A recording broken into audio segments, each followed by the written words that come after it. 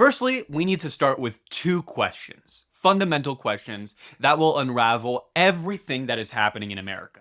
Firstly, what is the difference between a corporation, a mafia, and a government? And secondly, what even is the purpose of a government? Because if we can understand these two fundamental questions, we can understand why Trump is doing whatever he's doing, why our government is neoliberal, what even is neoliberal, and how we have become colonized by corporations. So, first off, what is the difference between a corporation, a mafia, and a government? Well, very simply, none. Zero. Because we need to understand that corporations are their own types of governments. I mean, let's take a quick revision of history. Now, who colonized most continents? It was corporations. Corporations were some of the first entities to set foot in America and create colonies. In Africa, they used corporate warfare. It was done through the corporations. And so when you go out on the streets today, you see logos that have replaced flags. Instead of constitutions, they have been replaced by corporate bylaws. And instead of representatives, corporations have boards of directors. They are their own entities. And so we need to even ask, what even is the purpose of a government? Because, you see, this is the very problem that we are experiencing now. The purpose of a government is to monopolize power in such a way that an entity benefits from it. And the question is always, who? Who is benefiting from it? Who gets to have the liberty of freedom of speech? Who gets to have the liberty of competing in the economy? Because right now, violence is what is being monopolized. Governments monopolize violence, and they monopolize the decision makings of needs. You see, government does not exist to a certain point where you can look at something and say, this is a government and this is a group of people who have been put together to govern a nation. There is no single point where you can look at it and say, this is specifically a government or not. When there is a group together who have bylaws, who have tradition, who have a certain culture, and by a political culture, that's what I mean, corporations are governments.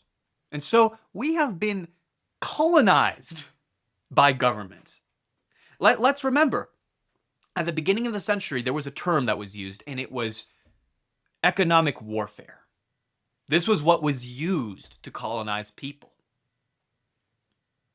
And now we need to realize something. If it's all governments just competing against themselves, is there really such a thing as a free market? Well, no. There is no such thing as a free market. Because the question then becomes, who do we want to intervene?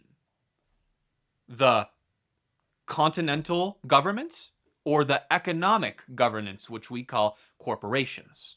It becomes a question of who do we want to control us. And right now, the very funny thing is I've seen a lot of people on the left say that Donald Trump is a socialist. No, he's not. He's not a socialist. What he is he is a corporate statist. What he is a neoliberal. And I want you to hang on to that word, neoliberal. Because neoliberalism, it gets my blood boiling. It is the scourge of humanity. I hate neoliberalism. And it produced my cup. Neoliberalism produced most of the things that we have today. Neoliberalism is what we have today in America and in most of the world and in most of what we call the first world countries. Neoliberalism. It is a hypocrisy. Really, what neoliberalism is extending liberalism to the marketplace. And I know what you're thinking, liberalism, that sounds great. And to be honest, I used to call myself a liberal. I did for the longest time. Till I began to question it. What even is a liberal? Does it simply mean to stand for liberty? And what even is liberty? Because liberty and freedom is such an abstract concept. How do you define it? What even is it? And you see, why would Malcolm X oppose to liberalism if it was so good? Malcolm X called the liberals Wolves hidden under a sheep's cloak. And see, this got me thinking. And we've grown up with this ideology of liberalism. Now, what's very funny is the founder, or rather, the godfather of the conservatives, Edmund Burke, even called himself a liberal conservative. And what we need to understand is this. What is liberalism? So, liberalism is an idea derived from liberty. Now, what really is liberty? Well, liberalism is defined as such. Liberty is a fundamental concept of the fundamental state of being free from restrictions or authority regarding one's way of life, behavior, or political views. But who defines what these restrictions are? You see, there's one word that I really want to focus on, or two. The liberty from. The liberty away from the government. The liberty away from intervention. People like Donald Trump, to some extent, still exhibit some liberal concept. We need to understand that Kamala to Trump is a spectrum. They are not fundamentally opposed to each other. Now, let's remember, the Democrats and the Republicans started from the party of Thomas Jefferson, the Democratic Republicans. Then there were splits, and then there were splits. They share this idea of liberalism. If liberalism is so good, then why did the founder of liberalism advocate for slavery and was one of the first people to have the very first slave colonies in America? Because the question is liberty, but for who? And away from who? See, it is the idea that Trump is able to go and be on the Epstein files, and he has the liberty of doing so because he is away from the regards of the government. It is the idea that a person is only free from being away from the government. Now, there are three types of freedoms. Liberty from. This was the very first thing that I talked about. The liberty being away from the government. The idea that a person is only free from the restrictions of the government. Now, there's the freedom to. Now, this is a dangerous one because it is the enforcement. You are free to join the military. You are free to fight under order. See where I'm going with this? You are free only because the government says so. And it is the enforcement of the ability. So think about this way. Liberty from is a negative. Liberty to is a positive. Both exist only in the presence of government. But I say otherwise. We need to rethink liberty as a whole. And I used to call myself a liberal. And for the longest time, I was lost. What do I call myself? Do I want to keep calling myself a liberal? Because a liberal believes in this as well. They believe to put the individual over the whole. But what does freedom mean when you're only fighting for yourself? It means nothing. It means corruption. It means egoism. True freedom does not exist if only one person is free, because then it becomes one person being more free than the other. But in no means do I believe that freedom is equal. Now, equal opportunity, I believe in that, but is freedom equal? Sadly, no. In a world of limited resources, limited time, freedom cannot be fully equal, but we need to enforce the ability to be free. And what I mean by this is this. A child should not be able to go vote. See, we don't have equality that flattens society. But what we should have is the equal opportunity that a child reaches a certain age, they are considered an adult and can go vote equally. Now, what do we call ourselves if liberalism only values the individual and we believe in communities? What do we call ourselves if liberalism is the idea of freedom being away from the government when what we need is civic action and community help to fight the system? What do we call ourselves when we believe in the freedom of speech, but that very same freedom is made to destroy the freedom of speech of others? when the freedom of speech is used and weaponized, when the individual is weaponized, when it becomes a question of who has more liberty than who and liberty for who. Well, we need to think in freedom of. Humans are fundamentally free, not because there's a government. They're not free to do something or free from a government. They are free simply because they're human. They are free because they are participants in a system that preaches their freedom. And so, what do we call ourselves? Well, there used to be an idea for this, and this was called civic republicanism. And we need to be very careful on this, not to be confused with the modern Republicans. The modern Republicans call themselves Republicans because of civic republicanism, but they are no longer that.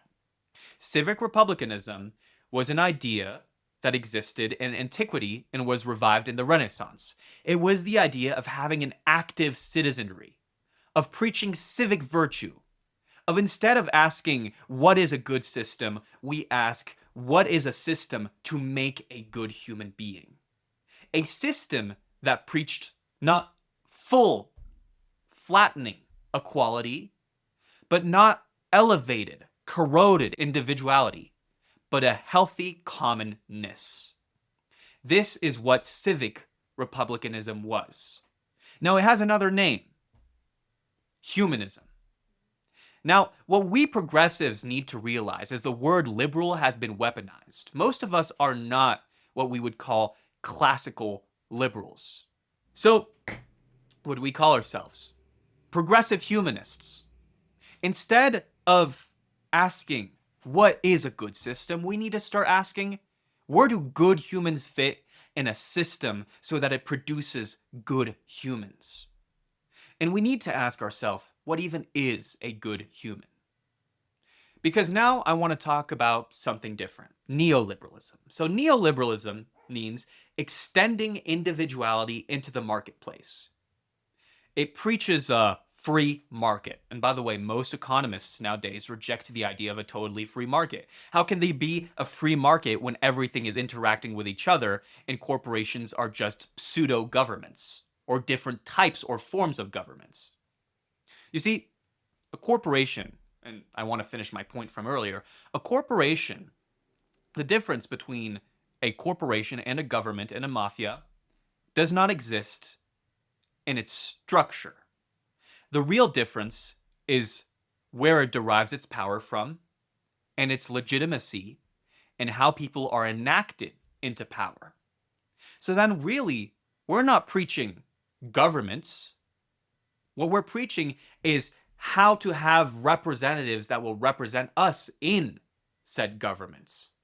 How do we have corporations represent us? How do we have a government represent us? And that is what people are fighting for.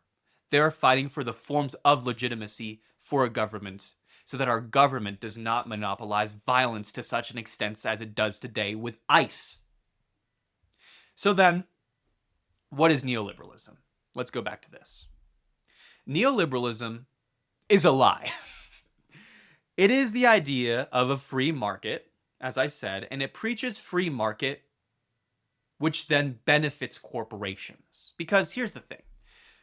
If you have a free market, and it preaches free market to such an extent that we get rid of intervention and government intervention. And when I say government intervention, let's clarify. Let's talk about the US government.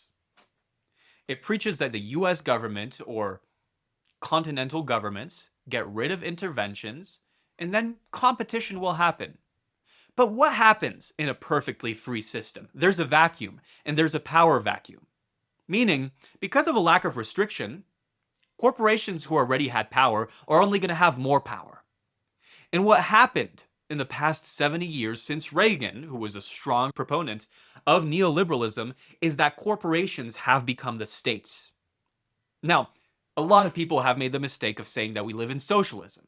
We live in corporate statism, where the corporations have become the states. And no, just because there's intervention does not mean that you have socialism. Socialism is not only an economic philosophy, but it's a social philosophy. And it is a redistributive philosophy. And this is where I say that we need to be very careful because our society loves and loves to define themselves by economic ideology. Oh, I'm a neoliberal. Oh, I believe in this market. Oh, I'm a capitalist. Or, oh, I'm a socialist. But here's the issue. Why are people so depressed nowadays? Because of the economy. Humans weren't meant to be so rational. We weren't meant to have all of this information. We were not meant to know everything that we were meant to know. And the markets have monopolized rationality. They've monopolized knowledge. Humans were not meant to be creatures of the markets. And the issue is this. When your entire self-worth is tied to how much you produce and how much you make and how much money you spend, of course you're gonna be depressed. Humans weren't meant to be tied to their paycheck as their self-worth. That's why society is so depressed. And furthermore, we are so depressed because of the idea of toxic individualism, that only the individual counts. Communities have been hollowed out. Families have been hollowed out. I mean, let's look at the spending that we spend on public education. Public education is meant to be a place where kids can grow in a fostering community where they can have knowledge. Public schooling is not only important because of the knowledge you receive, but because you're able to have a fostering community. If not, we would all be homeschooled. Communities are important. We were meant to live in a community. I mean, let's look at it on an anthropological scale. Humans have always lived in communities. They live currently in communities, and they will always live in communities. And we need to realize this before it's too late. And still, people think that communities are bad. Now, let me remind you, who was a neoliberal who was against communities, but who was not against persecuting them? Ronald Reagan. And Ronald Reagan was a friend and a great admirer of who? Margaret Thatcher, who said that a free society was terrorism. Now, if that is what neoliberalism is, that doesn't sound too good to me. Living in an unfree society, because neoliberalism is against democracy. It sees democracy as an evil because it is the power for the people to intervene against the economy. That's why the people who created the economic philosophies of the US supported a Pinochet in Chile. See, neoliberalism is not against dictatorship if the market is free. They believe in market supremacy. And this is why I find it sickening when people ask me, what is my market philosophy? Because I am against market philosophy. What markets do is that they monopolize knowledge, they monopolize rationality, and they monopolize injustice to cater to itself. You see, for capitalism to work, it needs to destroy capitalists. Meaning, an Elon Musk can only profit if he squashes the competition. And this doesn't mean that his competition has worse ideas. It simply means they're less powerful. See, if I remember correctly, people produced electric cars in the 1920s, but the reason why that didn't work is because of the big oil. Why are trains, even though they're more environmental, not seen more in the US? Because of the big oil. It's not because innovation or the competitive innovation is bad that it doesn't happen, that we aren't seeing more locomotives, but because it isn't profitable to the big companies that hold a monopoly.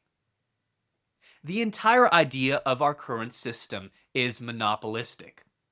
And so now let's review what capitalism really is. Capitalism is the process of raising the value of one's legally owned assets for a monetary revenue. And the big question is this: who gets to capitalize? Is it the community? Is it the individual? Is it a mix between both? And at the detriment of who? Who loses? Who loses from the deal? See, those big factories, let's take Teflon for example, who put their chemicals in our water source. Where do they put their factories? Next to which neighborhoods? Are they going to put it next to the upper class neighborhoods, or are they going to put it next to the lower class neighborhoods? Well, I think that you can guess the answer because it's pretty clear. Neoliberalism is a lie. It is the lie where people say that you have more freedom because they give you the illusion that someone making $2.92 an hour can compete against an Elon Musk. They can't. They can't.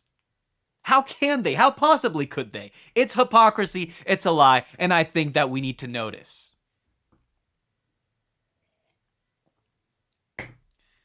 Our system is corrosive against itself.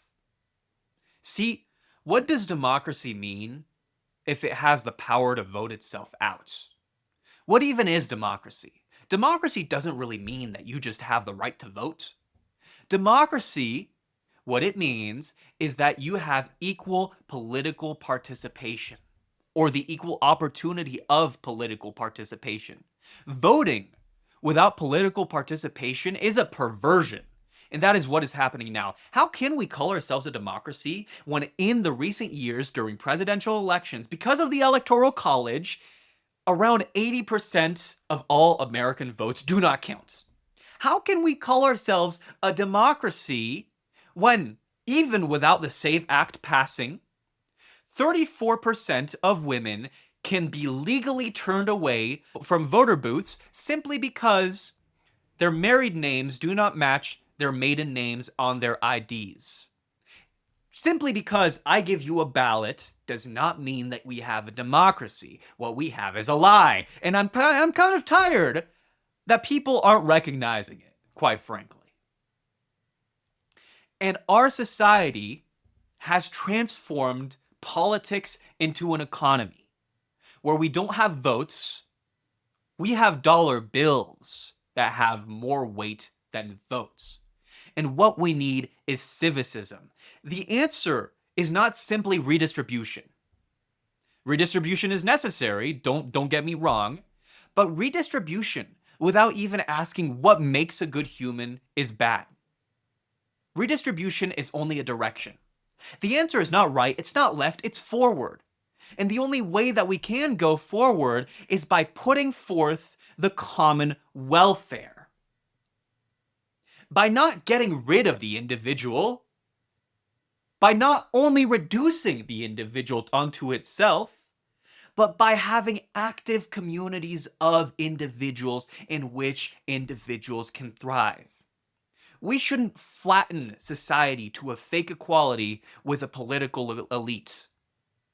What we should do is ask, what are the good conditions in which an individual can rise within a community and be truly an exceptional, upstanding individual with a community? And see, what does freedom mean when you fight only for yourself? It means that you're fighting against something. If you only fight against something and you're only pushing back against something, you're gonna lose because you're not held back by anything. There's no support. I see so many people who fight for liberty, for individualism, but that's hollow. Fighting against the system is wrong if you only do it for yourself. What we need to do is fight for something. Instead of just fighting against the system, remember who you're fighting for. Instead of fighting against, fight for. Fight for your friends. Fight for your family. Fight for your communities, because that is what you fight for, the things that support you.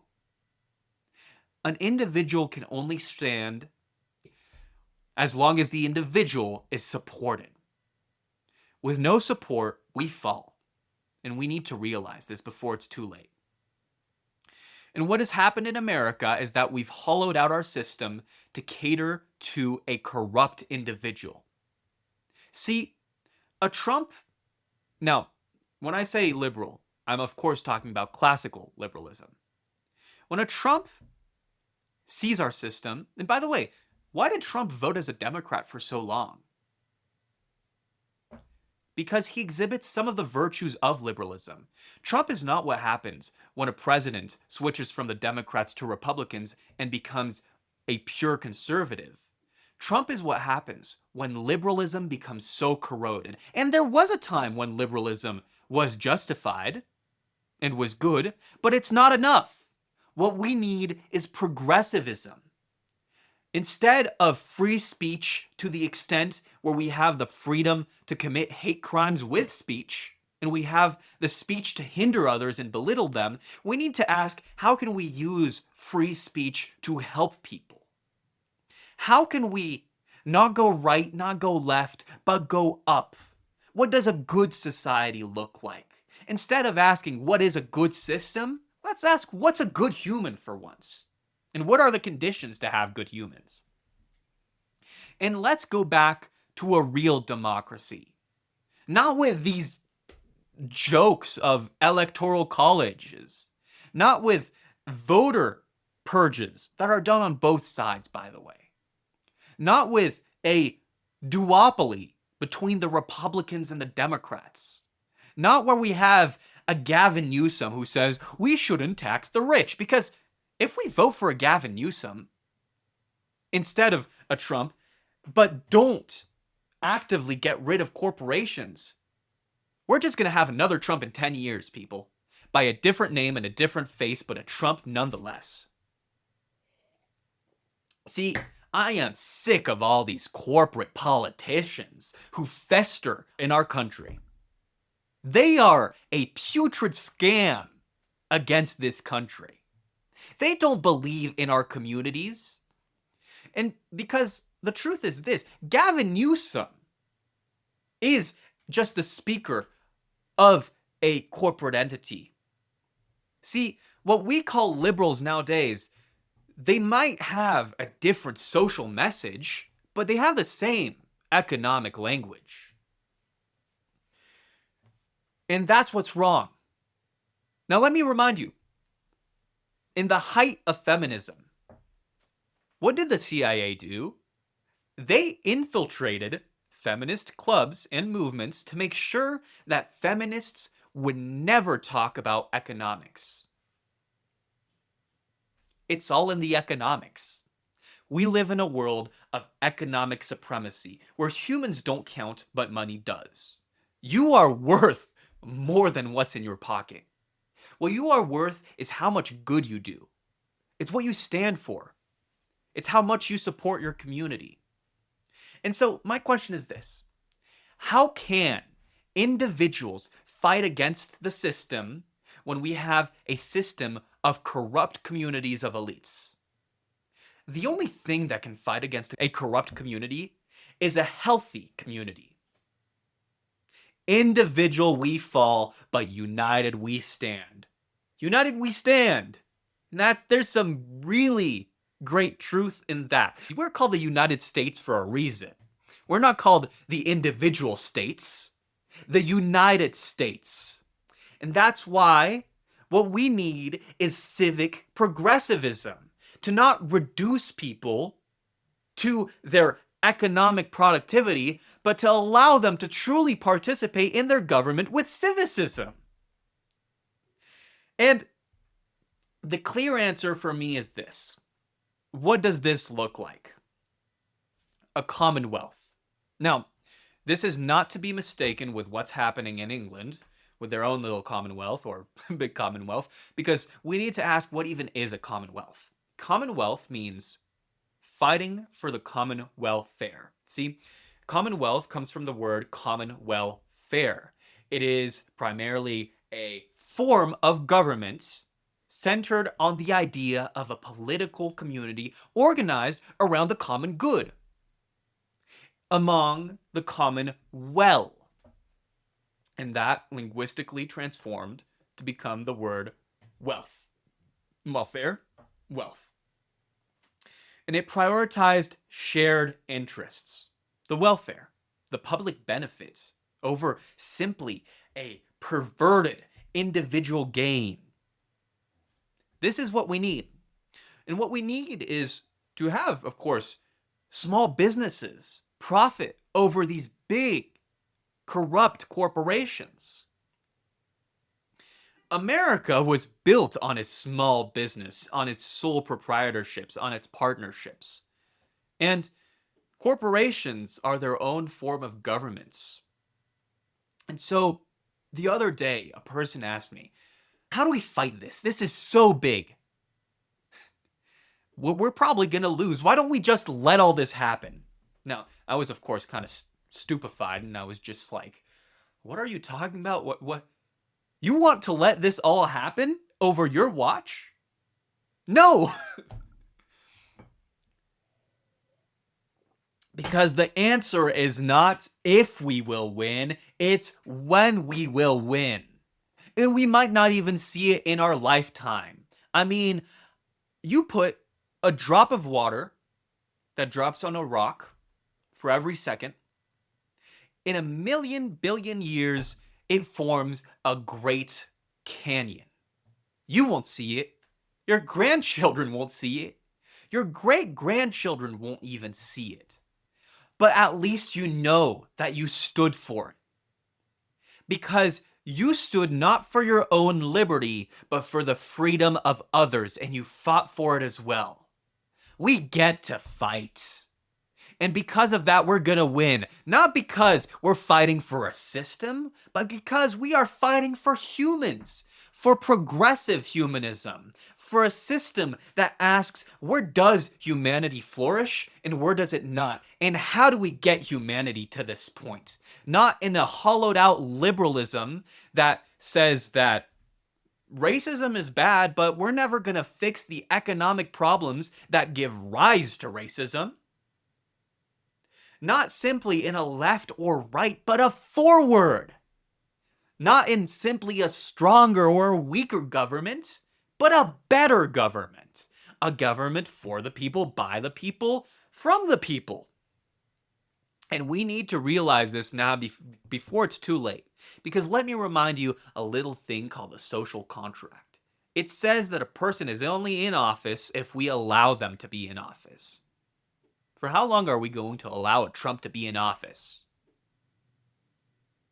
Because at a certain point, our children, our grandchildren, and our great-grandchildren, they're going to ask us, what did you do when a Trump was in office and he was producing his corporate, statist, fascist government? And there will be a time where saying, I did nothing will not be enough. There will be a time where some of us are going to have to answer for our silence. But if we act, then we will be able to say happily, I did something. I did fight. I fought for what I believed in. I fought for what was the truth. I fought not simply because I thought it was right, but because I knew deep in my bones it was right. I fought for not what America was, the corrupt BS that happened in the past, but I fought for what America should be, and that is a land of justice and freedom and the pursuit of happiness. That is a land where we don't put on a pedestal the individual elite, but where we ask, where can individuals thrive within a community? And so before it's too late, we need to get rid of neoliberalism. This scorn, this plague, this rotten hypocrisy of an economic ideology. See, a lot of people will say that the main issue is Zionism. But Zionists use neoliberalism. Trump uses neoliberalism. They are not what happens in a departure from neoliberalism or liberalism. They are what happens when it becomes so perverted and hollowed out that the freedom of speech becomes the freedom of getting rid of the speech of others. When the freedom of speech becomes the freedom to hate, simply because it becomes a way to proclaim one's own individualism. It is what happens when democracy, votes itself out of office. And so, we need to fight this. If you've enjoyed this video, if you call yourself a progressive, if you believe not in economic supremacy, but in putting humanity forward, if you believe in the common welfare, then please like and subscribe to this channel because we are all in this together and it takes a nation.